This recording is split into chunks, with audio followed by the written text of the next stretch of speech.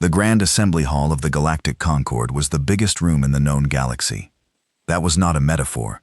It was literally the biggest room anyone had ever built. The ceiling was so high that small clouds sometimes formed near the top. The floor was made of a pale stone that had been brought from 47 different homeworlds. One slab from each member species pressed together into a single mosaic that spread across an area larger than most cities. Every seat in the hall could hold a delegate from a different civilization. Most of those seats were filled today. It was not a normal session.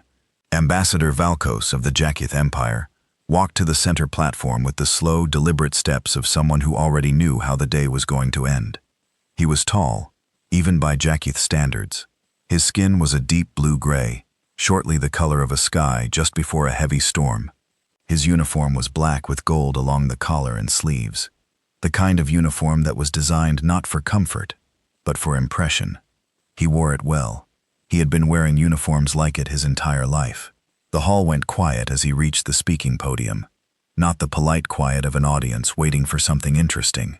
The tight, nervous quiet of an audience that already knew what was coming and was hoping they were wrong. Valkos looked out at the assembled delegates. His yellow eyes moved slowly across the room. He was in no hurry. He let the silence stretch just a little longer than was comfortable. Then he spoke. His voice came out of the translation system clean and flat and cold. I, with the Jakith Empire, addresses the Galactic Concord on a matter of territorial necessity. Territorial necessity. That was the phrase. Two words that, in the long history of galactic politics, had almost always meant the same thing. Someone was about to lose something. Valkos continued. He laid it out simply. The Kepler Corridor, a stretch of space that connected the inner Concord systems to the resource-rich outer belt, had been under human administration for 60 years. The Empire had determined that this corridor was, in their words, strategically mismanaged. Trade flow was inefficient. Security protocols were inadequate. The corridor's full potential was being wasted under human stewardship. The Empire was prepared to correct this. Humanity had 30 standard days to begin the formal transfer of administrative control over the Kepler Corridor to Jakith Imperial Authority.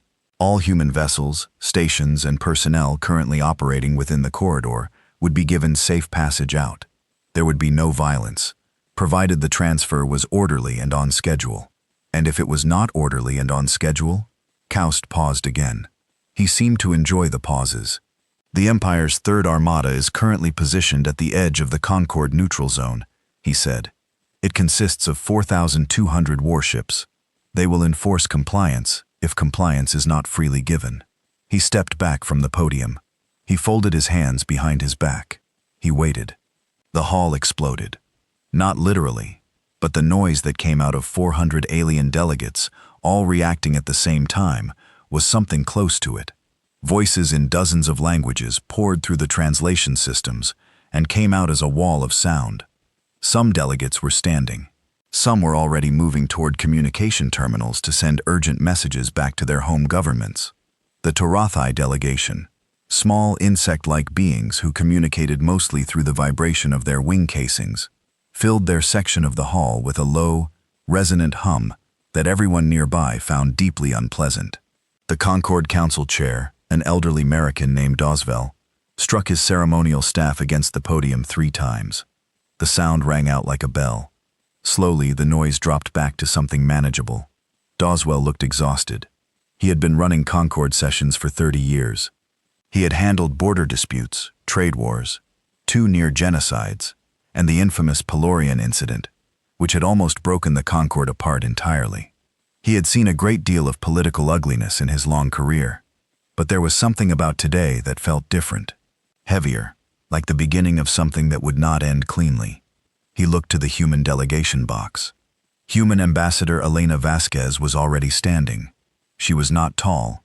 She was not physically imposing in any way that an alien observer would immediately notice.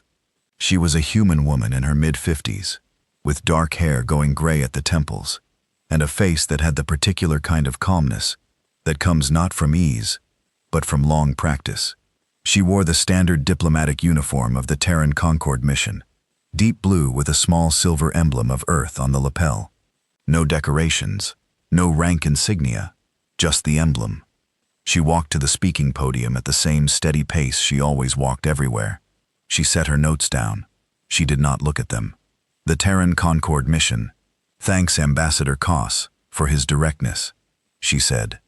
Her voice was even, not warm, not cold, even.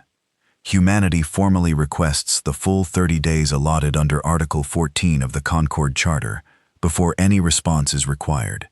We will use that time to review the Empire's position carefully and respond through proper channels. She paused. We ask that the Third Armada remain outside the neutral zone during this period, carried as required by the same charter. Then she picked up her notes and walked back to her seat. That was it. That was the whole response. The hall went quiet again, but it was a different kind of quiet this time. Confused quiet. People had expected argument, protest, emotional appeals to Concord law. Humans were known, among other species, for arguing loudly and at length about things they felt strongly about. Elena Vasquez had just been told that 4,000 ships were pointed at her species, and she had responded with a procedural request and sat down. Several delegates exchanged glances. After the session broke, the hallways outside the assembly filled with the low, rapid conversations of people who had a great deal to say now that the cameras were off. Small clusters of delegates formed and broke apart and reformed, and information moved fast in the Concord. Within an hour of the session ending, every major government in known space had a full report of what had happened. Most of those reports contained some version of the same assessment. Humanity was in serious trouble. A Tarathi senior delegate named Reska found Vasquez in one of the smaller side quarters, away from the main crowd. Reska was old and cautious and had, over the course of a long career, developed a genuine respect for the human people. She pulled Vasquez aside with the particular urgency of someone delivering news they wish they did not have to deliver. "Elena," she said, dropping formality entirely, "I have to be direct with you. I've spoken with 3 other delegations in the last hour. There's quiet discussion about whether the Concord, as a body, it can actually do anything to stop this. The Charter has provisions, but the Empire hasn't technically violated any of them yet. And when the 30 days are up, I know," Vasquez said. "They have 4,000 ships. I know that too." Reska's wing casings made a low, soft sound. In Tarathi, it was close to the sound of grief. "Is there anything your government can realistically do, militarily?" Elena Vasquez looked at her. There was something in her expression that Reska could not quite read. It was not fear. It was not despair. It was not even the flat blankness of someone who had already accepted defeat and was simply going through the motions. It was, if Reska had to name it, something closer to patience. "We're going to review the situation," Vasquez said carefully. "Sanak can respond in the appropriate time." Reska clicked her mandibles, the Tarathi equivalent of a very tired sigh, and let her go. Over the next 3 days, 2 more delegations quietly approached Vasquez with similar conversations. The Pelori suggested humanity might want to consider a negotiated partial transfer. Give up the outer sections of the corridor, retain administrative control of the inner relay stations. It was not a good deal, but it was a deal that did not involve 4,000 warships. The Harkin Collective, an older and generally more cautious civilization, went even further and suggested that territorial concessions were not the end of the world. Species survived them. Humanity was young. There would be other corridors. Vasquez listened to all of it politely. She thanked everyone for their concern. She said that humanity would respond through proper channels at the appropriate time. Nobody found this comforting. Nobody was meant to. 312 light-years away from the Grand Assembly Hall, in a region of space that official Concord navigation charts labeled as the Kepler Administrative Buffer Zone, there was a moon. The moon orbited a medium-sized gas giant called Harkin 7 on most charts, though humans who worked in the region had long ago started calling it Old Blue on account of its color. The moon itself had no official name. It appeared on survey maps as KAB 7M3. It was not particularly notable. It had no atmosphere worth mentioning, no valuable mineral deposits, no strategic significance that any outside observer had ever identified. It had been surveyed twice in the last 60 years, and both surveys had noted nothing of interest. The surveys had been wrong. deep inside KAB-7M3, carved into the rock of the moon itself over the course of 4 decades of quiet, unrecorded work, there was a structure. It was not small. It was not simple. It was a dry dock facility of enormous size, large enough to service ships that no official human registry had ever listed. The walls were lined with equipment. The floors were tracked with the kind of heavy machinery you only needed when you were moving things that were very, very large. The facility had been dark for 11 years. Not abandoned. Maintained in the careful, minimal way that things are maintained when you are waiting for a specific moment to use them. A small crew. No unnecessary signals. No transmissions that could be intercepted. Just quiet waiting in the dark, far from any route that outsiders would have reason to travel. On the 3rd day after the Grand Assembly session, a signal arrived. It was short, encrypted at a level that most Concord member species would have needed several years to break. It came from a relay node that officially did not exist. The signal contained exactly 4 words: Prometheus Protocol. Stand up. The crew chief at KAB-7M3 was a heavy-set man named Sergeant Torres, who had been running maintenance rotations at the facility for 9 years. He had been waiting for this signal for a long time, long enough that some part of him had occasionally wondered if it would ever actually come. He read it once. He read it again. Then he stood up from his chair, walked to the main control panel. Aaron began entering the activation sequence. Around him, the lights in the facility came on for the first time in over a decade. Not the dim maintenance lights he had been living under. The real lights. All of them. The scale of the place became visible. Torres had been inside it for 9 years, and even he, standing at the control panel, watching the full facility come to life for the first time, felt something move through him that was difficult to describe. Something between pride and awe, and a distant, quiet warning that human beings sometimes felt when they were in the presence of something that had been built with a very serious purpose. The ships inside the facility were not the kind of ships that appeared on Concord registry lists. They were not the trim, more elegant shapes that most spacefaring civilizations had settled on after centuries of design refinement.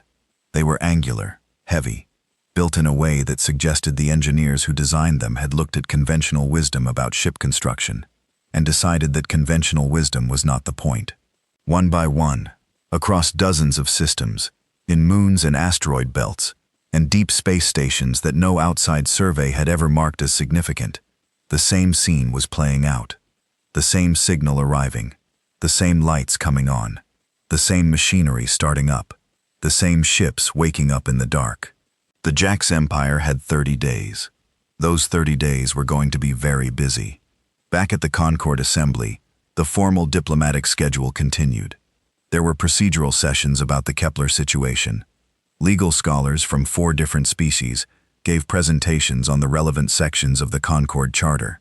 The Empire's delegation attended these sessions with the polite disinterest of people who had already decided the outcome and were simply waiting for the paperwork to catch up.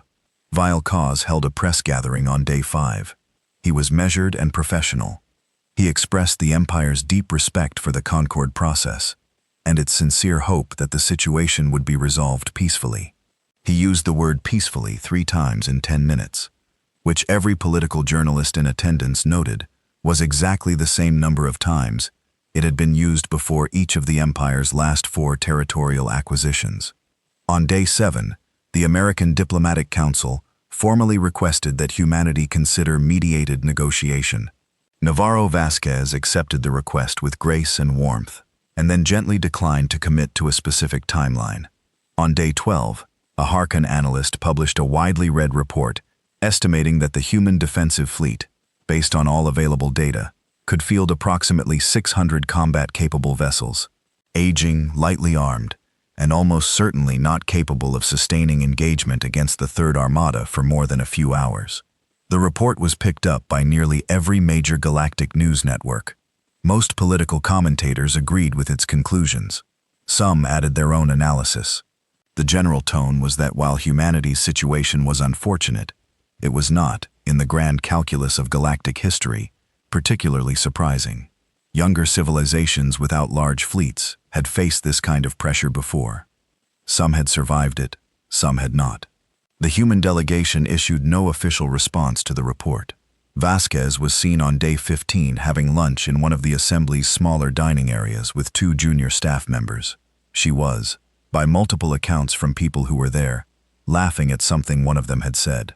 She looked, according to one Torathi junior diplomat who later described the scene to a colleague, like someone who was not worried, which the Torathi junior diplomat added was either very brave or very strange, because the numbers simply did not add up. He was right that the numbers did not add up. He was wrong about why. On day 29, Ambassador Elena Vasquez sent a formal communication to Valkos. It was brief. It acknowledged that the 30-day window would expire the following morning. Wakit stated that humanity had reviewed its position. It stated that humanity would not be transferring control of the Kepler corridor. It contained no threats, no requests, no further explanation. Kost read it at his desk in the Imperial Diplomatic Suite. He set it down. He sent a single short message to the Third Armada's command channel. The message instructed them to proceed to the Kepler corridor at first light. Then he poured himself a drink because he felt that was appropriate for the occasion. Humanity was, in his estimation, a minor civilization making a foolish choice. But foolish choices by minor civilizations were still, technically, choices. And there was something mildly sad about the end of a thing, even a small thing. He drank. He did not think about the fact that Elena Vasquez had not seemed afraid. He had met many diplomats from many species in his long career, and he had learned to recognize the face of a bluff. He did not consider, not even for a moment, that she might not have been bluffing at all. Far away in the dark, the ships were ready. The 30 days were up. Tomorrow, everything would change. Commander Shrath Vaughn of the Jaquith Imperial Intelligence Division had a reputation for being thorough. This was, among intelligence officers, considered the highest possible compliment. It meant that he did not cut corners. It meant that when he submitted a report, it was correct. It meant that when he signed his name at the bottom of an assessment, emperors and fleet admirals could take it to their strategy tables and build plans around it without worrying that something important had been missed. He had built that reputation over 27 years of careful, methodical work. He had assessed 6 civilizations before this one. All 6 assessments had been accurate. The resulting military operations had all gone according to plan. 3 civilizations had surrendered before the first shot was fired, having looked at the same numbers Shrath Vaughn had put together and reached the same conclusion that their own defense was hopeless. The other 3 had tried to fight anyway, and discovered quickly that he had been right. He had no reason to believe this assessment would be any different. He sat at his desk in the Intelligence Division's Analysis Center and looked at the finished report that his team had put together over the last year. It was comprehensive. It was detailed. It would cover every aspect of human military capability that his network had been able to observe, verify, and cross-reference. Hull designs, engine outputs, weapon classifications, fleet registry numbers, crew sizes, supply chains, repair infrastructure, the locations of known orbital stations, and the personnel rosters of the ships that use them. 612 active warships. That was the number. Give or take a few that might be in dry dock or undergoing upgrades at any given time. Light to medium class, mostly. A handful of heavier vessels that could technically be classified as warships in the serious sense. Ships with real weapons, real armor, real shields. Those numbered fewer than 80 against 4,200 Jaquet warships of the Third Armada. The largest, most modern fleet the Empire had deployed in 2 generations. Those numbers were not a fight. They were not even a delay. They were a gesture. Shrath Vaughn signed the report. He forwarded it to the Imperial Strategy Council. He accepted their commendations on the quality of the work. He felt satisfied in the particular quiet way that thorough people feel satisfied when a job has been done correctly. He did not yet know that he had made the most catastrophic error of his career.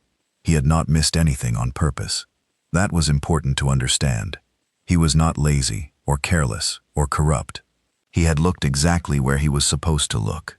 He had examined exactly what the data led him to examine.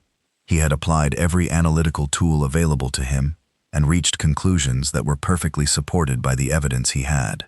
The problem was not what he had found. The problem was what he had never been allowed to see. 63 years before Sheriff Vaughn signed his report, something happened that almost nobody outside of humanity's own records talked about anymore. It was not a famous event in galactic history. It barely appeared in Concord archives. It did not have a name that other species knew or used. Humans called it the Vashti Incident. In those early decades of humanity's membership in the Galactic Concord, when human settlements were still spreading across new star systems, and the infrastructure connecting them was still young and thin, a group of ships appeared above 3 human colony worlds. They did not belong to any species that humanity had encountered before. Later investigations suggested they were the remnants of a collapsed civilization from beyond the Concord's outer boundaries, not organized enough to be called a military, not random enough to be called pirates, something in between, something old and angry and far from home. They did not send messages. They did not make demands. They attacked. The 3 colonies had minimal defenses. The Concord's response was slow, not because anyone intended it to be, but because the bureaucratic and logistical machinery of a 47-species government simply moved at the speed it moved, and that speed was not fast enough. By the time Concord peacekeeping forces arrived, 2 of the colonies had been largely destroyed. The 3rd survived only because a single human patrol vessel, the UES Forward, which had put itself directly between the attacking ships and the colony's evacuation transports, and refused to move until every transport was clear. The Forward did not survive the engagement. Roughly 60,000 people died in the Vashti Incident. By galactic standards, it was a small number. The galaxy was old and violent, and 60,000 deaths over 3 days barely registered on the long scale of known history. The Concord issued formal condolences. A committee was formed to review response protocols. Several reports were written. Humanity received all of this with outward gratitude and inward silence. And then, very quietly, very carefully, with a patience and deliberateness that would later be recognized as one of the most remarkable things any species had ever done, humanity decided that it would never be caught helpless again. Well, the decision was not made in a single meeting or announced in a public speech. It did not come from one government or one leader. It came from a collective understanding that spread through human civilization over the years following Vashti, like water moving through rock, slowly, invisibly, completely. Every human government, every military body, every relevant agency arrived at the same conclusion through their own reasoning and their own grief. The galaxy was not safe. The Concord was not enough. Help, when it came too late. The only real protection was the kind you built yourself. But here was the problem. Humanity was already under observation. The Concord required member species to register military assets. Trade partners monitored ship movements. Intelligence services from a dozen civilizations tracked human industrial output as a matter of routine. Any large visible expansion of human military capability would be noticed, analyzed, discussed, and most dangerously feared. A frightened galactic community might decide that a rapidly militarizing humanity was itself a threat. The cure could become worse than the disease. So, humanity did something else entirely. The public military budget was maintained at its existing levels. Registered ships continued to be registered. The numbers that outside observers watched stayed exactly where they were expected to stay. Human politicians gave speeches about peace and diplomacy and the importance of working within conquered frameworks. The registered fleet of 600 ships was real, maintained, and crewed. It went on patrols. It participated in joint conquered exercises. It showed up on every monitoring report from every intelligence service watching human space. It was essentially a very expensive, very elaborate, very well-maintained distraction, because underneath it, hidden in the rock of uninhabited moons, buried in the cores of unremarkable asteroid belts, operating out of stations that existed on no official chart, something else was being built. Something that had no name in any public document. Something funded through budget lines so deeply buried in civilian infrastructure programs that even most human politicians never saw them clearly. The engineers who worked on it called it Prometheus. The name came from an old human story, a figure who had stolen fire from the gods and given it to humanity so that they would never be cold and helpless again. The people who had named the program had chosen it deliberately. They understood what they were building and why.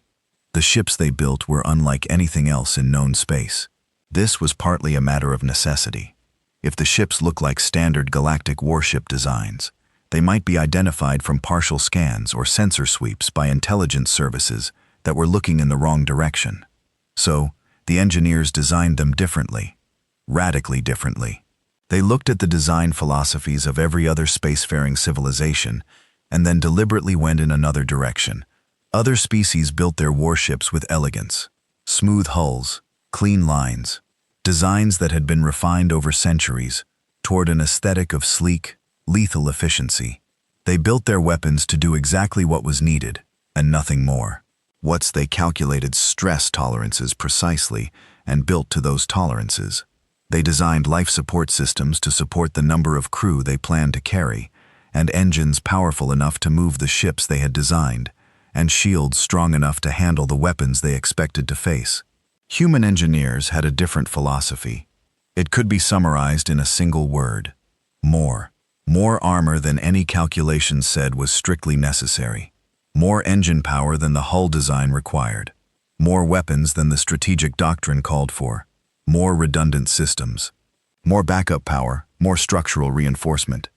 More of everything in ways that other species engineers would have looked at and described as wasteful, excessive, and irrational. They were not wrong by any conventional measure. The Prometheus ships were absurdly overbuilt.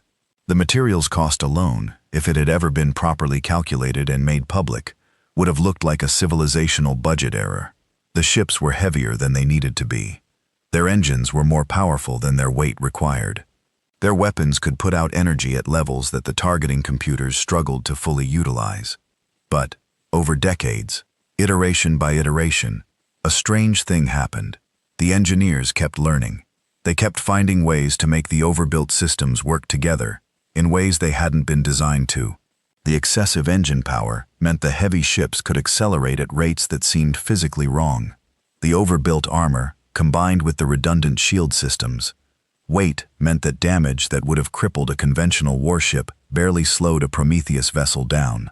The overarmed weapon systems, refined over years of testing in deep space where nobody was watching, turned out to be capable of output levels that no combat assessment from any other species would have predicted. Nobody saw this. Nobody was supposed to, and the ships kept being built year after year, in the dark, in the quiet, in the places that surveys never found, because the surveys were never looking. The program grew. It was expensive in ways that defied description. But humanity had decided, collectively and quietly, that it did not matter. Some things were more important than the cost. The people who worked on Prometheus did not talk about it. Not to family, not to friends, not to anyone who did not have specific clearance. They lived in facilities that did not officially exist, working on ships that were not officially real, serving a program that had no official name in any document a non-human might ever read. They were well paid and well cared for, and they knew, all of them, exactly what they were doing and why. They were making sure Vashti never happened again. Shroth Vaughn received the anomaly report on day 22 of the 30-day window. It came from a long-range probe that had been positioned at the outer edge of human space, as part of standard pre-operation surveillance. The probe had been there for months, quietly recording traffic patterns, ship movements, and energy signatures. Its reports had been regular and unremarkable, which was exactly what Shroth Vaughn had expected.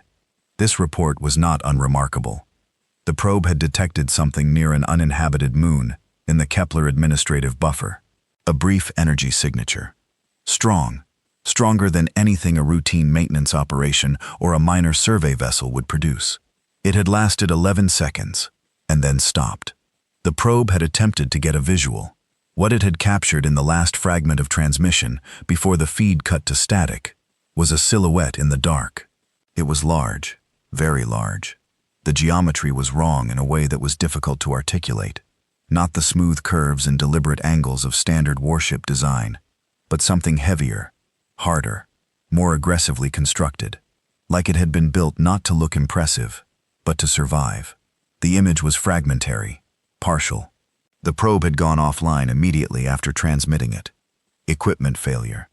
The most likely, though the probe maintenance logs had shown no prior issues. Shrathvon looked at the image for a long time. He ran it through the standard recognition database. It did not match any known human vessel class. He sent it to his analysis team. They came back with the same result. No match found. Most likely a sensor artifact, or a reflection off the moon's surface, creating a false silhouette. He filed the report in the anomaly archive. He noted it as unverified and inconclusive. He did not change his overall assessment. He thought about it briefly the next morning while reading through the overnight reports.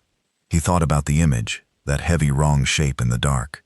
He thought about the energy signature, stronger than it should have been. He thought about the 11 seconds, and then nothing. And then he set the thought aside. The report was one data point. His assessment was built on hundreds of data points, carefully gathered and cross-referenced over months of work. One fuzzy image from a probe that had subsequently failed was not sufficient reason to revise a conclusion that the entire analytical framework supported. He was, after all, thorough. He had no way of knowing that the probe hadn't failed. It had been found and quietly removed by a maintenance crew, working out of a facility that did not officially exist. The image it had captured, fragmented and unclear as it was, had shown the bow section of a ship called UES Titan, one of 31 vessels of its class, currently going through final pre-deployment checks inside the KAB-7M3 facility alone. There were other facilities, many others, and the energy signature the probe had detected was not from a maintenance operation. It was from the Titan's main drive systems coming online for the first time in 11 years. 11 seconds had been more than enough time to wake something like that up. Strathman went back to his other work. The operation was scheduled to proceed on day 30. His report was signed, submitted, and accepted. The Third Armada was ready. Everything was in order. He was, as always, thorough. He had simply been thorough in all the wrong places. On the eve of day 29 in a command room deep inside a human installation that appeared on no chart, Admiral James Morrow looked at the display in front of him. The display showed positions, hundreds of them, color-coded, ranked by class, and combat readiness status. Green for fully operational, or yellow for operational with minor issues, red for not yet ready. There was very little red on the display. Morrow was 61 years old.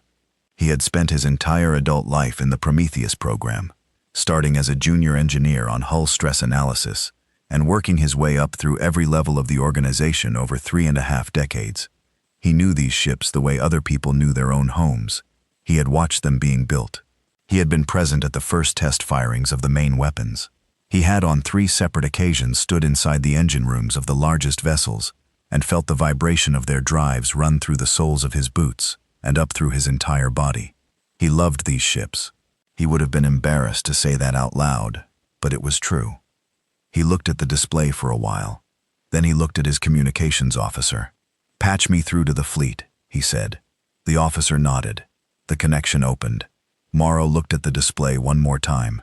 He thought about Vashti. He thought about the UES Forward and the crew that had stayed between the enemy and the evacuation ships until there was nothing left of them. He thought about 60,000 people who had never known what was being built in their name, in the dark, in the quiet, for all the years since. "This is Admiral Morrow," he said. "It's time. Outside. Across a dozen systems. In moons and asteroid belts and deep space stations. 3,000 years of human stubbornness and grief and determination finished waking up. The fleet was ready. Tomorrow the Empire was going to learn what they had missed." The Jacques Third Armada came out of faster-than-light travel in perfect formation. This was not an accident. Formation discipline on FTL exit was considered one of the clearest indicators of a military force's overall quality. Sloppy fleets scattered across wide areas when they dropped back into normal space. Elite fleets held their shape. The Third Armada held its shape with a kind of precise, confident unity that only came from years of training and a great deal of experience doing this exact thing to people who were not happy to see them. 4,200 warships arranged in 7 battle groups, each one a layered formation of heavy capital ships in the center, cruiser screens around them, and fast attack vessels on the outer edges. It was a formation designed to project force in every direction simultaneously. It was a formation designed to communicate in the clearest possible visual language that resistance was not a rational option. The commander of the Third Armada was Fleet Admiral Varketh, a veteran of 11 engagements, and a figure so well regarded in Imperial military circles that his face appeared on the cover of the most widely used tactical doctrine manual in the Jarkath officer training curriculum. He was 62 years old. He had been doing this for 40 years. He had never lost a fleet action. He stood on the bridge of his flagship, the Imperial Will, and looked at the sensor display as his fleet finished its formation exit. He waited for the full picture to resolve. He wanted to see exactly what humanity had deployed in response to his arrival. The display showed 17 ships. Varketh looked at it for a moment. Word then, he looked at his sensor chief. "Confirm," he said. "Confirmed, Admiral," the sensor chief said. 17 vessels. Designations match human registry classes. Light to medium weight. No capital ships detected. Varketh looked at the display again. 17 ships against 4,200. He had fought against desperate defenders before. He had fought against enemies who knew they were going to lose, and had chosen to fight anyway, for reasons of pride or principle, or simply because they had nowhere else to go. He respected that, in the particular detached way that a professional soldier respects a gesture, even when the gesture is futile. But this was something different. 17 ships was not a defense. 17 ships was a symbol, a single raised hand in front of an oncoming tide. And he opened a communication channel to the lead human vessel. The protocol required that he offer one final opportunity to comply before any engagement. He was a professional. He followed protocol.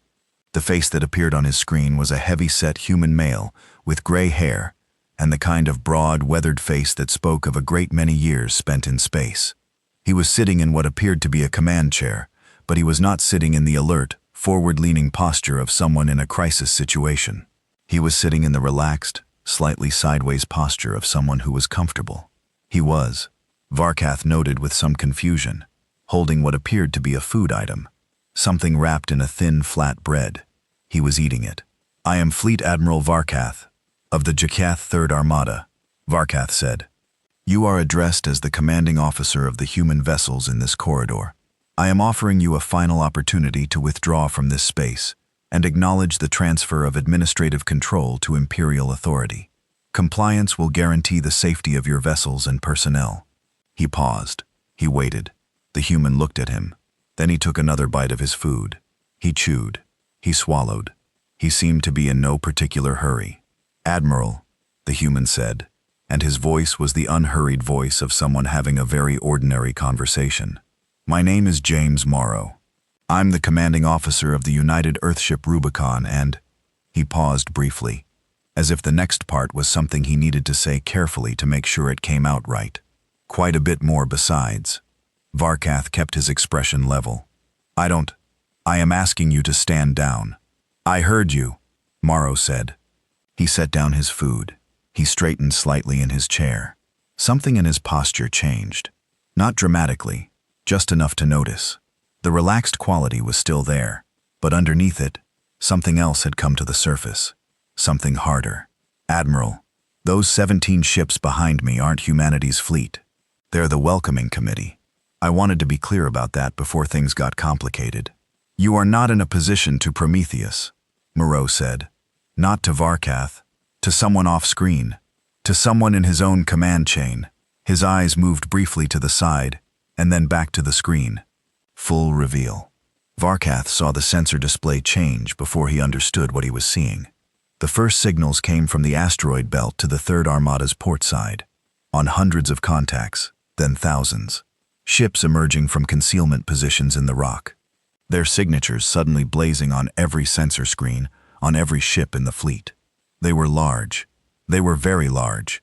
Their geometries were unlike anything in the Imperial Recognition database. Angular, heavy, constructed with an aggressive solidity that looked almost geological in its density. Then the signals started coming from the gas giant to starboard. More ships rising out of the upper atmosphere in long columns, their drives burning bright on the sensor screens. Then from below the fleet's formation, from above it, from positions woven into the fabric of the corridor itself. In places where the sensor sweeps had passed 100 times and found nothing, because whatever was hiding there had been designed by people who understood exactly what sensors were looking for and how to avoid it. Everywhere. They were everywhere. The bridge of the Imperial will went very quiet. Varkath looked at his sensor display. He looked at the numbers that were appearing on it. He looked at his sensor chief, who was staring at his screens with the expression of someone who has been told something by their instruments and cannot make themselves believe it. "Numbers," Varkath said. "Sir," the sensor chief said and stopped. He cleared his throat. He looked at his screen again. "Sir, I'm reading over 7,000 contacts and more still resolving." "Confirmed contacts," Varkath said. "Not ghosts. Not sensor artifacts." "Confirmed, sir." The sensor chief's voice had gone very flat. The way voices went flat when the person speaking was fighting to remain professional against something that was trying to knock them over. "Over 7,000 confirmed combat vessels. Sizes ranging from heavy cruiser class to..." He stopped again. "To what?" "To classes we don't have designations for, sir. I've never seen anything this size. The recognition database isn't returning matches." Varkath looked at the display. He looked at it for a long time. Then he opened the channel to the Rubicon again. Marrow was still there, still sitting in his chair. His food was still on the armrest where he had set it down. "Admiral Marrow," Varkath said. And he was proud of how even his voice came out.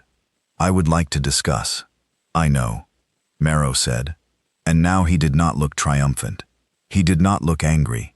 He looked like a man who had been waiting for a very long time, for a very specific moment, and had arrived at it, and found it to be exactly what he had expected. "But I'm afraid we're a little past the discussing from us. You came here to take something from us. We'd like you to understand clearly and permanently that that is not going to happen. So we're going to have a conversation, the only way that makes an impression." Varkath opened his mouth.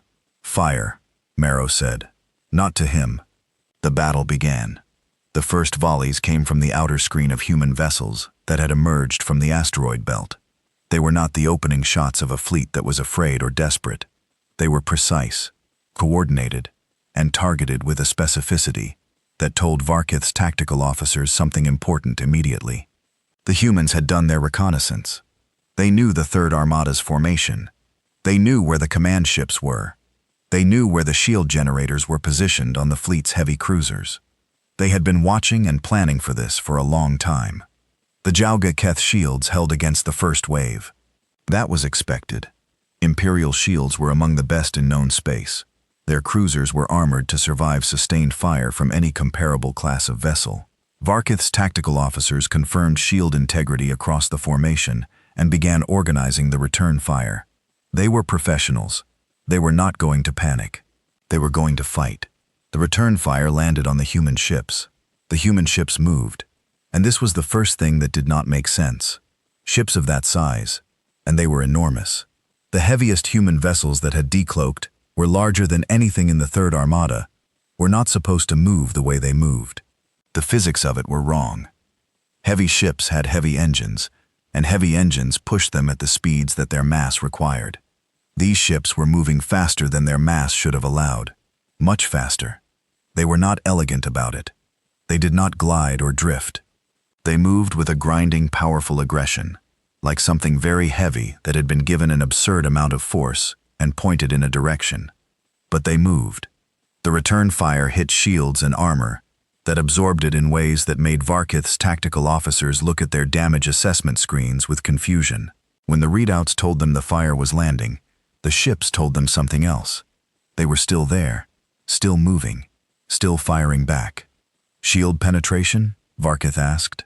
"Minimal, sir," his tactical officer said, and the confusion in his voice was poorly hidden. "Their shielding is it's absorbing at a level we're not seeing degrade. Sir, we're hitting them with sustained fire and I'm not reading significant shield loss on any of the capital-class vessels." Varkath looked at the display. He looked at the engagement data coming in from across the formation. He began to understand something that he did not want to understand. The Jaketh shields did not hold against the second wave. What the human weapons systems hit with an energy output that the Imperial Tactical Database would later classify as physically anomalous, meaning that when the analysts tried to work backward from the damage data to calculate the weapons output required to cause it, The numbers they got did not match any weapon system in the database. Not because the weapons were magical or impossible, because they were running at power levels that conventional weapons engineering said you simply could not sustain without destroying the weapons themselves. The humans had apparently decided that conventional weapons engineering was a set of guidelines rather than rules. A Jaketh heavy cruiser on the port flank took a direct hit from one of the larger human vessels and lost its shields entirely. A second hit opened a breach in its hull. A third hit reached the engine section. The cruiser went dark. On the starboard side, a group of smaller human ships, fast, maneuverable in a jerky, almost mechanical way, that looked nothing like the smooth evasion patterns of trained warships, but worked remarkably well regardless, had pushed through the outer screen of the fleet and were targeting the shield generators on the capital ships directly. The point defense systems of the Jaketh ships opened up on them. Standard doctrine. Fast ships were fast ships. Dense point defense fire was designed to handle them. The human ships did not stop. They were taking hits. The point defense fire was landing, but the ships were constructed in a way that distributed damage across their mass instead of concentrating it. Eye systems that would have been critical failure points on standard warship designs were backed up, then backed up again, then backed up a third time. It was from a pure engineering standpoint enormously wasteful. Most of those backup systems would never be needed in a normal engagement. This was not a normal engagement, and the backup systems were needed. The human ships reached their targets. The shield generators on 3 Jaketh capital ships went down. The heavy vessels in the human main line had been waiting for exactly that. They fired. 3 Jaketh capital ships were critically damaged in the same 30-second window. Varketh watched it happen on his display and felt something he had not felt in 40 years of commanding fleet actions. He felt the shape of the engagement turning. He felt the momentum, that intangible, main, almost physical thing that experienced commanders could sense, shifting. His fleet was reacting. They were fighting back. They were doing everything they were trained to do. But the human ships were not behaving the way any of their intelligence assessments had suggested they would behave. And that gap between expectation and reality was creating hesitation in his line commanders. And hesitation in fleet combat was a very dangerous thing. He pushed the feeling aside. He was a professional. He had 4,000 ships. The number still favored him. He began reorganizing his formation, pulling the heaviest ships into a tighter core, concentrating fire on the human heavy vessels that were causing the most damage. It was good doctrine. It was what the training manual said to do when a formation was under pressure from a more capable than expected enemy. The human fleet responded as if they had read his training manuals. The heavy vessels pulled back slightly, not retreating, but drawing his formation's concentrated fire, while the faster human ships repositioned on the flanks. Then, just as his formation had committed to the new posture, the human heavy vessels stopped pulling back and came forward with everything they had. The collision of the two lines was not elegant. It was not the kind of battle that would be illustrated in future tactical manuals as a masterpiece of maneuver warfare. It was loud, brutal, and incredibly damaging to the Jaketh formation. Ships at the point of contact were hit from multiple angles at the same time. Systems failed. Crews died. Ships broke apart, and their debris drifted into the engagement zone and caused problems for everyone still fighting. 2 hours after the engagement began, 31% of the Third Armada had been destroyed or critically disabled. Varketh looked at his display. He looked at the casualty figures coming in from across his formation. He looked at the human fleet, still there, still pressing, still firing, with that inexhaustible energy output that his tactical computers kept flagging as anomalous. He made a decision. It was the hardest decision he had ever made in 40 years of service. All fleet elements, he said. His voice was level. He had promised himself it would be level. Disengage. Pull back to rally point 7. Now. The bridge was very quiet. Sir, his tactical officer said carefully, how is we still have nearly 3,000 combat capable? I know what we still have, Varketh said. And I know what they still have. And I know what happens to the rest of our ships if we stay in this engagement. We pull back. The retreat order went out. The Jaketh ships that could still move began to move. Some were slow. Some were trailing debris and venting atmosphere. Some didn't make it to the rally point, but most of them moved, in the particular ungraceful way of an elite force doing something it had never expected to have to do. On the bridge of the Rubicon, Admiral Moreau watched the retreat on his display. He watched until the last Shaka's ship had cleared the engagement zone. Then he sat back in his chair and let out a long, slow breath. His communications officer looked at him. "Admiral, should we pursue?" Moreau was quiet for a moment. "No," he said. "Let them go." "Sir, we didn't come out here to destroy them," Moreau said. "We came out here to teach them something. A lesson only works if the student survives to remember it." He picked up his food from the armrest, where it had been sitting for 2 hours. He looked at it. It was cold. He ate it anyway. Let them go home. Let them tell everyone what they saw. He looked at the display. The corridor was clear. The fleet was holding position, quiet and steady in the dark. "Get me a channel to Ambassador Vasquez," he said. "She's going to want to hear how the lesson went." The battle feed had gone out live. This was not accidental. The Concorde maintained a network of automated observation buoys throughout member space, and originally designed to monitor compliance with territorial agreements and trade treaties. They recorded everything and transmitted the recordings to the Concorde Central Archive in real time. The buoys near the Kepler corridor had been recording since the Third Armada arrived. Everything they captured went directly to the archive, and from the archive to the monitoring terminals of every member government's diplomatic mission. Every major civilization in the known galaxy watched the engagement as it happened. Some watched it quietly, with a focused attention of military analysts trying to understand what they were seeing. Some watched it loudly, with the chaotic energy of government officials and advisors, all talking at once in crowded situation rooms. Some watched it on personal devices in their quarters or offices, having been woken in the middle of their sleep cycles by the kind of alert that meant something significant was happening, and they needed to be paying attention immediately. All of them watched all of it. The engagement lasted a little under 2 hours. In galactic terms, that was a short battle. Most major fleet actions in recorded history had lasted longer, but the length of the engagement was not what people were talking about in the hours and days that followed.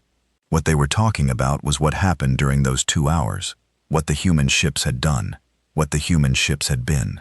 The Concorde Communications Network recorded 11,400 separate transmissions between diplomatic missions in the 12 hours following the battle. This was more than 3 times the normal daily volume.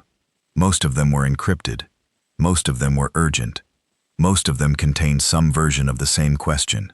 Did you see that? The Grand Assembly was called into emergency session 36 hours after the engagement ended. The chamber was full in a way it rarely was. Not just the usual delegations, but additional aides and advisors who had managed to find reasons to be present, filling the secondary observation galleries that normally sat mostly empty. There was a particular kind of energy in the room. Not panic exactly. Something more controlled than panic, but moving in the same direction. The energy of very intelligent, very experienced political minds, confronting a situation that had fundamentally changed the landscape they operated in, and working hard to figure out what that meant. The Concorde Council Chair, Dosvel, just struck his staff against the podium and called the session to order.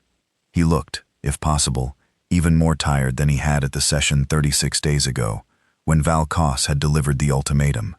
The kind of tired that was not about sleep. There were procedural motions. There were formal statements from several delegations.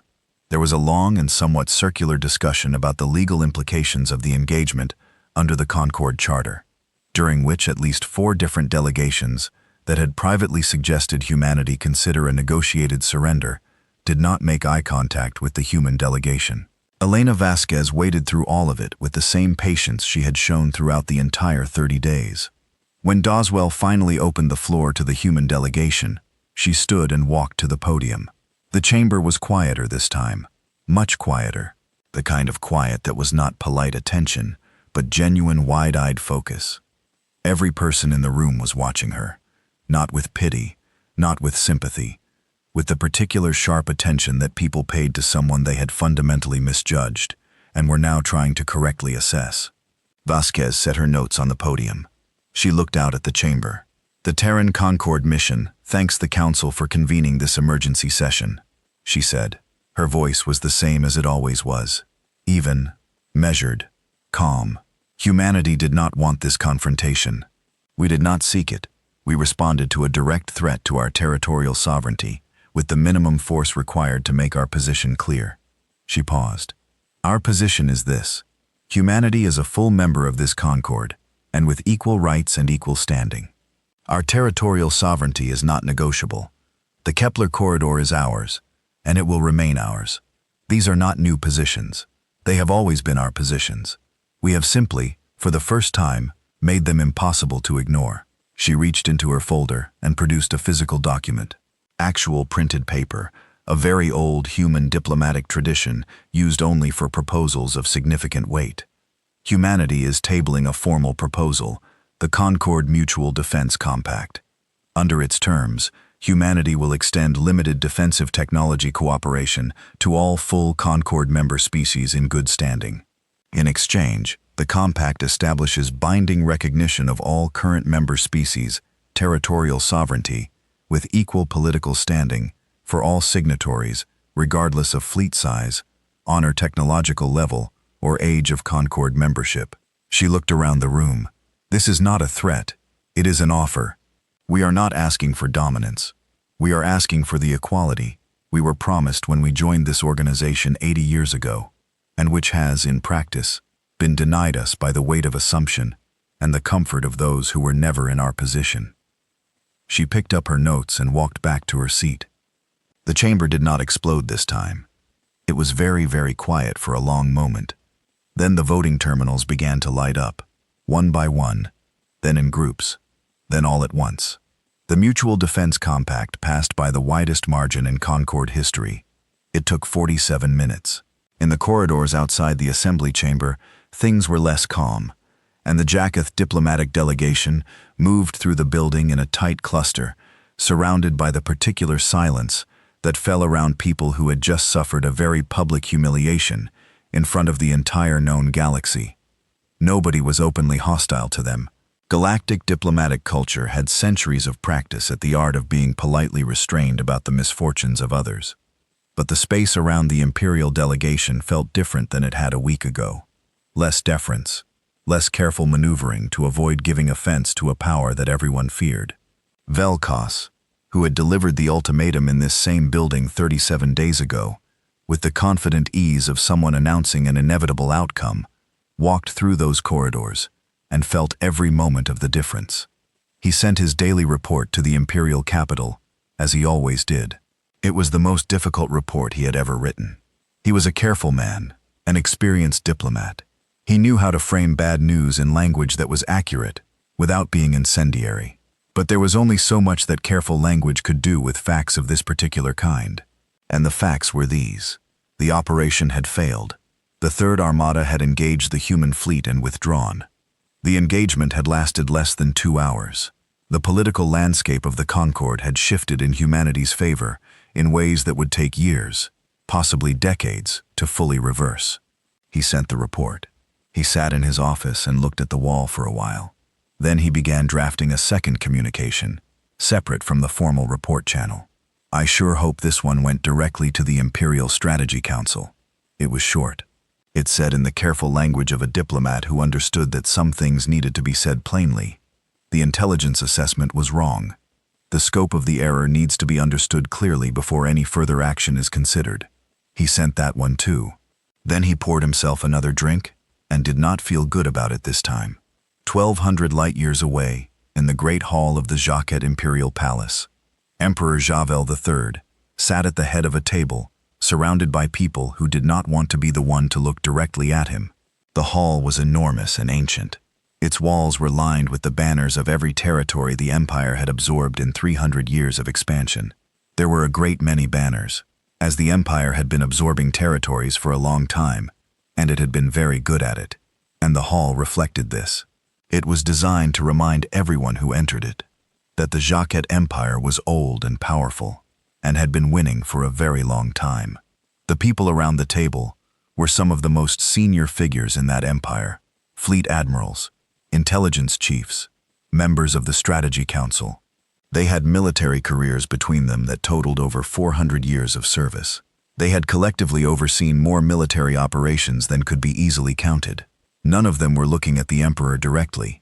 Fleet Admiral Varketh was there, having returned from the Kepler quarter with what remained of the Third Armada.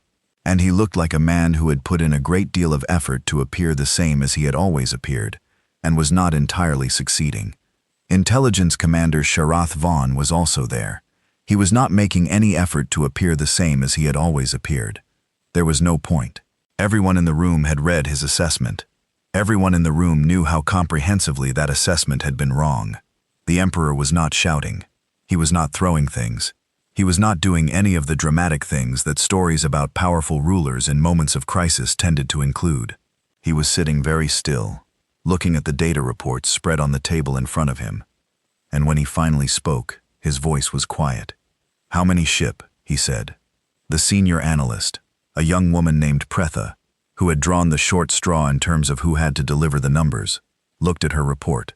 "Current best estimate, Your Majesty, is 14,000 confirmed active warships, reserve fleet in mothball status, an additional estimated 6,000. Ships currently under construction at facilities we have now identified." She paused because this part was genuinely difficult to say. "Classified. We cannot determine the number because we cannot determine how many construction facilities exist." The Emperor looked at her. "You cannot determine how many construction facilities exist." "No, Your Majesty. The facilities that were revealed during the engagement represent significantly more infrastructure than any of our prior survey suggested. If we are working on revised estimates, but the scope of what we missed is lame." She stopped. She chose her next word carefully. "Substantial." The room was quiet. The Emperor looked at the banner nearest to him. It was from the Caloran Confederation, absorbed 112 years ago. The Caloran had been a mid-level power with a reasonable military and a strong economy, and absolutely no idea that the Empire was coming for them until the fleet appeared in their system. He wondered briefly what they had felt in that moment. He thought he might now have some small sense of it. "Strathvon," the Emperor said. The intelligence commander straightened. "Your Majesty, your assessment stated 600 combat-capable vessels." "Yes, Your Majesty. The actual number is 14,000. Strathvon did not flinch. He was, at his core, still a professional, and professionals did not flinch. But something in his expression was different from what it usually was. "Yes, Your Majesty. That is correct." The Emperor was quiet for a moment. "How?" The construction was conducted in concealed facilities across a large number of star systems. The facilities were hidden in locations that our survey probes did not flag as significant. The ships themselves were designed to avoid standard recognition protocols. The human government maintained a visible fleet that matched our expectations precisely, while the concealed fleet was built and maintained separately, with complete operational secrecy maintained over Hest. He paused. "Over approximately 60 years. 60 years. Yes, Your Majesty. 60 years. The Emperor looked at the table. 60 years of building in the dark. 60 years of letting everyone look at the thing you wanted them to see, while you kept the real thing hidden. 60 years of patience. He thought about all the assessments, all the reports, all the presentations he had received over the years from various intelligence divisions about the various minor civilizations in the Concord's outer membership. He thought about how often those reports had used the word lesser. Lesser fleet capacity, lesser technological development, lesser strategic significance.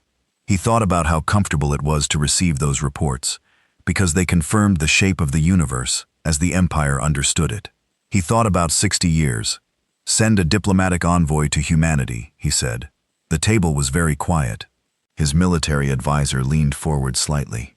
"Your Majesty, if the purpose is to request a ceasefire, our position in the negotiation by—" "Not to negotiate," the Emperor said, "to apologize." The table became quieter still. "We attacked them. We told them in front of the entire Concord that their space was ours to take. We sent 4,000 ships to prove it. We were wrong." He looked around the table. Nobody spoke. "Send an envoy, a real one, not a political officer, not an intelligence analyst, not someone whose primary skill is extracting favorable terms. Send someone who can look another person in the eye and deliver a genuine apology without a condition attached to it." He stood. The meeting was ending. "And find out," he said, "how many construction facilities there are. All of them. I don't ever want to be surprised like this again."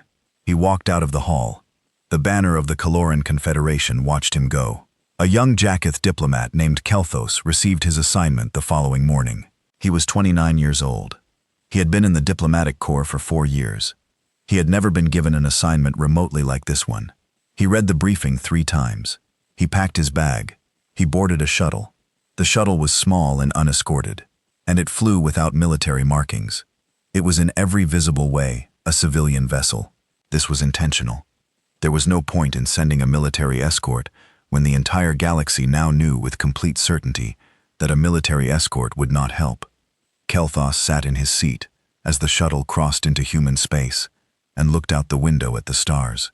He was not a brave person in any dramatic sense. He was a careful, intelligent, and relatively junior diplomat who was very good at his job and who found himself through circumstances that were entirely outside his control, carrying the formal apology of the most powerful empire in the known galaxy to the people they had just tried to rob. He thought about the battle footage. He had watched it 6 times. He kept coming back to the moment when the human fleet had decloaked all of it all at once, filling the sensor display from every direction. He kept trying to imagine what it had felt like to be on the bridge of the Imperial flagship and watch that happen. He thought about 60 years. He thought about what kind of people built that kind of secret and kept it that perfectly for that long for that reason. He looked out at human space and found himself strangely not afraid, just very, very curious. Now, the shuttle moved through the dark, alone and small, toward whatever came next. The shuttle docked with the UES Rubicon at 0600 hours ship time. Kelthos had been told in the briefing he had read 3 times before leaving the Imperial capital that the Rubicon was one of humanity's lighter vessels, a command ship primarily, not one of the enormous warships that had materialized from the dark during the engagement. By the standards of the fleet he had seen in the battle footage, it was modest, a relay point, a flagship in the administrative sense, rather than the purely military one. It was still the largest vessel Kaletus had ever been aboard. He stood in the docking bay and tried not to show how strongly this registered. He was a diplomat. Showing how things registered was not always useful. But the scale of even this ship, the weight of the construction, the thickness of the whole plating visible where the docking passage connected, communicated something that could not be easily articulated and that no written briefing had prepared him for. There was a difference between knowing intellectually that humanity had built 14,000 warships and standing inside one of them. Admiral Moreau was waiting for him at the end of the docking passage. He was not what Kelthos had expected. The battle footage showed him at a distance, sitting in a command chair in the brief moments between the fleet's revelation and the engagement beginning. In person, he was broader, more ordinary-looking, wearing a gray uniform with minimal insignia, and he had the kind of face that had spent a great deal of time in low-light environments, the particular pallor of deep space service. He shook Kelthos's hand with the firm, straightforward grip that humans apparently used as a standard greeting. "Kelthos," Moreau said. "I'm James Moreau. Welcome aboard." "Thank you, Admiral. I bring formal apologies from His Majesty Emperor Javel III and—" "Walk with me," Moreau said, not dismissively, simply in the way of a person who preferred to talk while moving. They walked. The corridors of the Rubicon were wide enough to move large equipment through, the ceilings higher than was strictly necessary for a crew of human height, the walls lined with the kind of industrial practicality that said this ship had been built to work rather than to impress. Kelthos noticed crew members going about their duties. Some glanced at him with the frank curiosity that humans were not always great at hiding. None of them were hostile. Moreau led him through several corridors and a lift, and eventually out into a large observation room near the forward section of the ship. One entire wall was transparent, a direct view of space. The fleet was out there, holding position in the corridor, spread across a huge area of space, the ships visible as points of light in the dark, with the particular quality of lights that were very large and very far away and still bright. Moreau stopped at the transparent wall. He looked out at the fleet. He seemed for a moment to simply be looking at it, not performing or posturing, just looking. Kelthos stood beside him. He looked out at the same view. Huh. He was quiet for a moment, because the view demanded a moment of quiet. Then he said, "How?"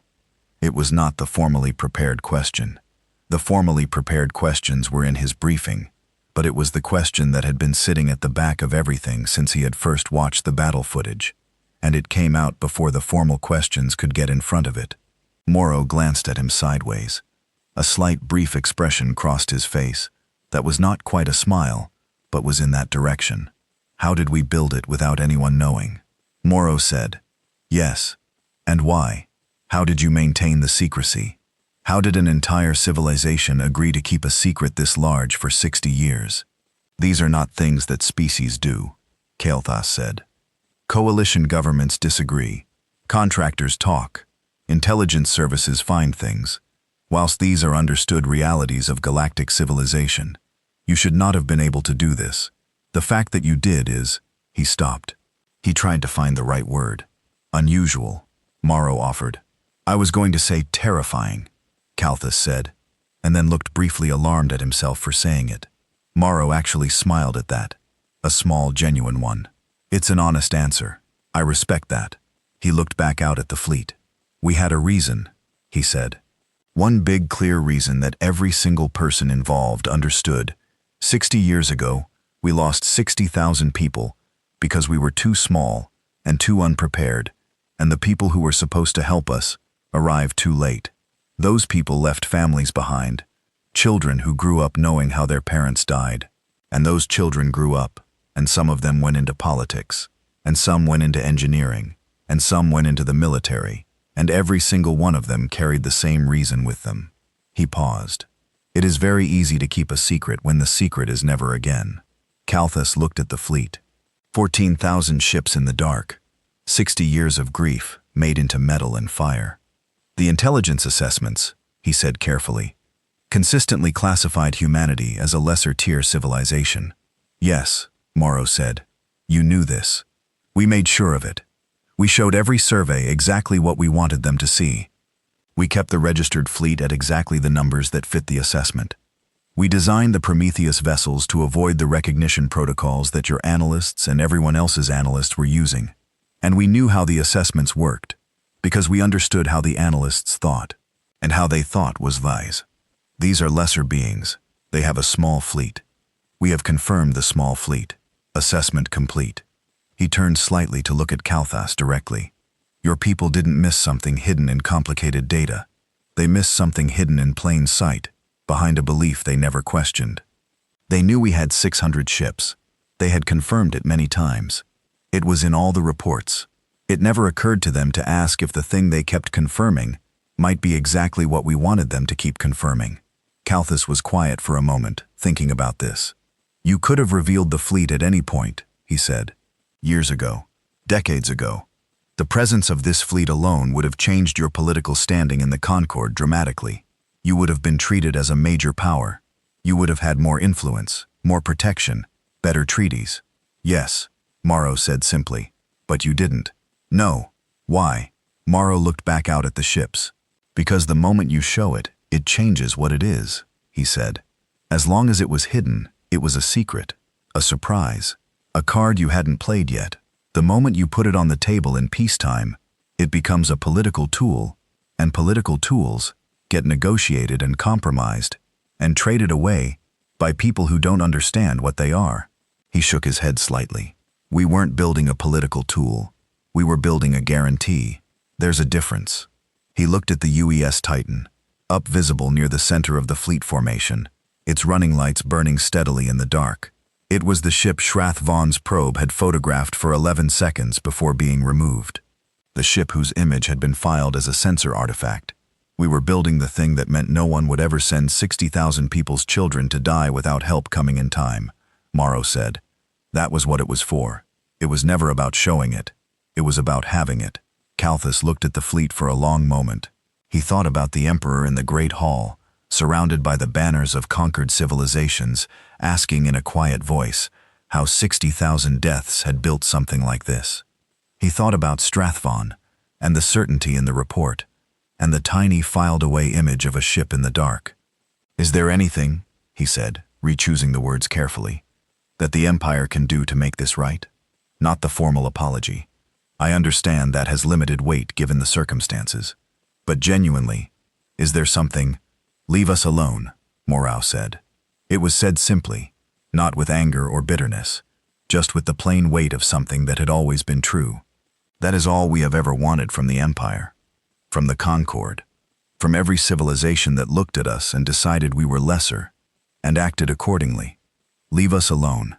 Let us trade in peace. Let us move through our space, without being told what it is, or isn't ours to keep. He paused. We are not an aggressive people, Kael'thas. We did not build this fleet to go out and take things. We built it so that no one could take things from us. There is a difference between those two purposes, and I would very much like the galaxy to understand it. Kael'thas nodded slowly. I will communicate this accurately. I know you will, Morau said. That's why they sent you. The formal session between the Imperial envoy and the human diplomatic mission took place 2 days later aboard a Concord neutral station, conducted with the careful procedural dignity that galactic diplomacy required. The Emperor's apology was delivered. Elena Vasquez received it on behalf of humanity, with the same measured grace she had shown throughout all 30 days, and the battle and everything that followed. Afterward, she sat in her office on the station and wrote a long letter to her youngest daughter, who was 12 years old, and had asked in a message 3 weeks ago whether everything was going to be okay. She wrote that it was, she meant it, and the galaxy did not stand still in the months that followed. The Mutual Defense Compact was ratified by 39 of the 47 Concord member species within the first 6 weeks. The remaining 8 signed within the year, some because they believed in the principle, some because of the political landscape had shifted clearly enough that not signing was a stranger choice than signing, and a few because a quiet conversation with a human diplomatic representative had clarified in polite and helpful language that the compact's benefits were available to its signatories and its protections would be extended accordingly. 3 other aggressive powers that had been involved in long-standing territorial disputes with Concord member species, suddenly, and with very little public explanation, withdrew their disputed claims. No shots were fired. No confrontation occurred. These powers simply quietly stopped pressing the claims they had been pressing for years. The reason generally understood, even if never officially stated, was that each of these powers had received a standard communication from the Terran Concord mission. The communication contained, as an attachment, a detailed operational summary of the Kepler corridor engagement. It contained the fleet deployment numbers. It contained the performance data on the Prometheus vessels. And it contained at the bottom a single paragraph noting that humanity took its obligations under the Mutual Defense Compact seriously, and would regard any threat to a compact member's sovereignty as a matter requiring a response. The disputes were dropped. No further communication was necessary. In a classified archive of the Jaketh Imperial Military Academy, added to the required reading list for every officer candidate, 6 months after the Kepler corridor engagement, there was a document. It was not long. It was drawn from the post-operation review that Schwath Vaughn had been required to write, a systematic and honest account of every point at which the intelligence assessment had gone wrong, written by a man who had spent his career being thorough, and who now spent his days being thorough about his own failure. The document was used not as a punishment for Schwath Vaughn, but as a lesson for everyone who came after him. A case study in a very specific kind of mistake, the mistake of letting what you expect to find determine what you look for, and letting what you find confirm what you already believed. At the top of the document, inter-added by whoever had prepared it for teaching purposes, was a short paragraph. It was not written in Schwath Vaughn's voice. It read, "Before this engagement, the intelligence position on human military capability was widely considered to be the most thoroughly confirmed assessment in our files. It had been verified by multiple independent surveys. It was consistent with every observable data point. There was no significant dissenting analysis. It was wrong, by a factor of approximately 23. There is a lesson here that applies beyond intelligence work. It applies to any situation in which a powerful party looks at a less powerful party and arrives at a settled conclusion about what they are and what they are not capable of. The settled conclusion is comfortable. It is reinforced by repetition. It is almost never examined once it is established. Humanity was quiet for 80 years. They built their fleet in the dark. They watched us watch them, and they gave us exactly what we expected to see. And when we arrived at their door with 4,000 ships, confident in our assessment, we discovered that our confidence had been the most useful tool they had. Do not mistake patience for weakness. Do not mistake silence for absence. Do not look at a species and decide, based on what you can see, that you understand what they have. The last line of the document was not from Schrath's-Vaughan's review. It had been added later, and its source was never officially attributed. Though several people in the Imperial Diplomatic Corps privately knew it had come from the notes that Kael'thas wrote on the shuttle ride back from his meeting with Admiral Moreau, they said humans didn't have ships like that. They were wrong. They will not be wrong again. But more importantly, they will not need to be, because now the galaxy knows, and knowing is enough. In the observation room of the UES Rubicon, the fleet still held its position in the Kepler corridor. It would hold there for another 3 weeks, visible and steady, before the order came to stand down and return to station. There was no military reason to keep it deployed that long. Everyone who needed to understand the situation understood it. But Admiral Moreau had asked for the 3 weeks, and he had been given them. Weighing on most evenings of those 3 weeks, he came to the observation room and stood at the transparent wall and looked out at the ships. He thought about the crew of the UES Forward, about 60,000 people, about the children who had grown up and picked up the work. He thought about Sergeant Torres in the dark facility under KAB-7M3, watching the lights come on for the first time in a decade. He thought about all the engineers and technicians and crew members and officers who had spent pieces of their lives building something in secret and trusting that the secret would hold. It had held. The ships were there, steady in the dark, burning bright on every sensor display in the known galaxy. No longer a secret, no longer a hidden card. Something different now. A declaration written in metal and fire, sewn in a language that every civilization in known space could read without a translator. We are here. We have always been here. We are not what you thought we were. We are not what you thought we were at all. Morrow looked at the fleet for a long time. Then he went to bed, because there was work in the morning, and the galaxy, for the first time in a long time, was not a place where humanity needed to be afraid.